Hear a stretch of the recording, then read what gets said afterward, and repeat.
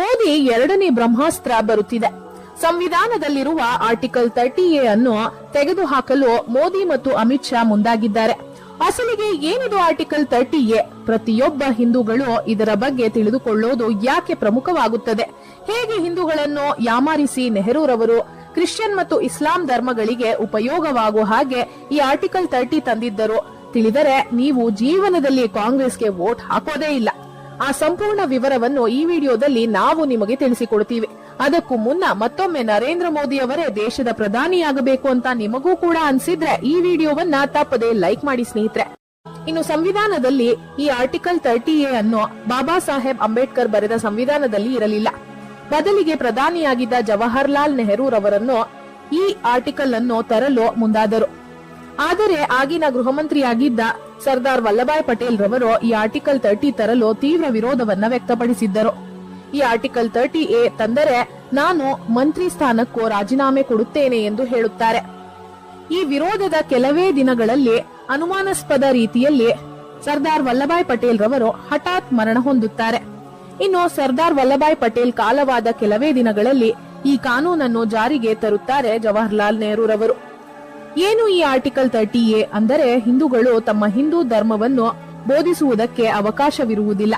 ಅಂದರೆ ಹಿಂದೂಗಳು private school ಮತ್ತು ಕಾಲೇಜ್ಗಳಲ್ಲಿ ಈ ಹಿಂದೂ ಧರ್ಮವನ್ನು ಎಲ್ಲೂ ಕೂಡ ಉಪದೇಶಿಸುವುದಾಗಲಿ ಬೋಧಿಸುವುದಾಗಲಿ ಮಾಡಬಾರದು ಮತ್ತು ಹಿಂದೂ ಧರ್ಮವನ್ನು ಬೋಧಿಸುವುದಕ್ಕಾಗಿ ಸ್ಕೂಲ್ಗಳನ್ನು ಆರಂಭಿಸಬಾರದು.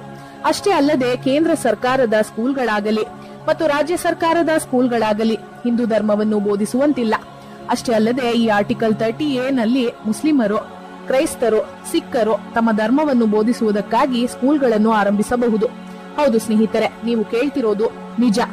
ಇಸ್ಲಾಂ ಧರ್ಮವನ್ನು ಬೋಧಿಸುವುದಕ್ಕೆ ಮುಸ್ಲಿಮರು ಮದರಾಸಗಳನ್ನು ತೆರೆಯಬಹುದು ಮತ್ತು ಕ್ರಿಶ್ಚಿಯನರು ತಮ್ಮ ಕ್ರೈಸ್ತ ಮತವನ್ನು ಹೇಳಿಕೊಡಲು ಅವರು ಕೂಡ ಸ್ಕೂಲ್ಗಳನ್ನು ತೆರೆಯಬಹುದು. ಅಷ್ಟೇ ಅಲ್ಲದೆ ಈ ಮದರಾಸಗಳಲ್ಲಿ ಕ್ರಿಶ್ಚಿಯನ್ ಸ್ಕೂಲ್ಗಳಲ್ಲಿ ಅವರು ಅವರ ಧರ್ಮದ ಬಗ್ಗೆ ಏನು ಬೇಕಾದರೂ ಹೇಳಿಕೊಡಬಹುದು. ಇದಕ್ಕಾಗಿ ಅವರಿಗೆ ಪೂರ್ತಿ ಹಕ್ಕು ಮತ್ತು ಅಧಿಕಾರವಿರುತ್ತದೆ. ಆದರೆ ಇಲ್ಲಿಯವರೆಗೂ ಕೂಡ ಭಗವದ್ಗೀತೆಯನ್ನೇ ಆಗಲಿ ರಾಮಾಯಣವನ್ನೇ ಆಗಲಿ ಹೇಳಿಕೊಡಲು ಹಿಂದೂಗಳು ಪ್ರತ್ಯೇಕ ಸ್ಕೂಲ್ಗಳನ್ನು ತೆರೆಯುವಂತಿಲ್ಲ. ಆಶ್ಚರ್ಯಕರ ಸಂಗತಿ ಏನೆಂದರೆ ಹಿಂದೂಗಳು ಮತ್ತು ಹಿಂದೂ ದೇವಾಲಯಗಳ ಹುಂಡಿಗಳಲ್ಲಿ ಹಾಕುವ ಹಣವು ಮುಜರಾಯಿ ಇಲಾಖೆಗೆ ಹೋಗುತ್ತದೆ, ಅಂದರೆ ರಾಜ್ಯ ಸರ್ಕಾರಕ್ಕೆ ಹೋಗುತ್ತದೆ. ಈ ಹಣವನ್ನು ರಾಜ್ಯ ಸರ್ಕಾರವು ಮಸೀದಿಗಳು, ಚರ್ಚ್ಗಳ ಉದ್ಧಾರಕ್ಕಾಗಿ ಬಳಸುತ್ತಾರೆ. ಆದರೆ ಮಸೀದಿಗಳು, ಚರ್ಚ್ಗಳಿಗೆ ಬರುವ ದಾನದ ಹಣವನ್ನು ಸರ್ಕಾರ ಮುಟ್ಟುವುದೇ ಇಲ್ಲ.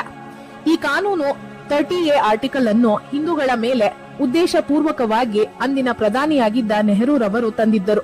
ಇದನ್ನು ತೆಗೆದುಹಾಕುವ ಧೈರ್ಯ ಮತ್ತು ಗುಂಡಿಗೆ ಇಲ್ಲಿಯವರೆಗೂ ಕೂಡ ಯಾವ ಪ್ರಧಾನಿಗೂ ಇರಲಿಲ್ಲ.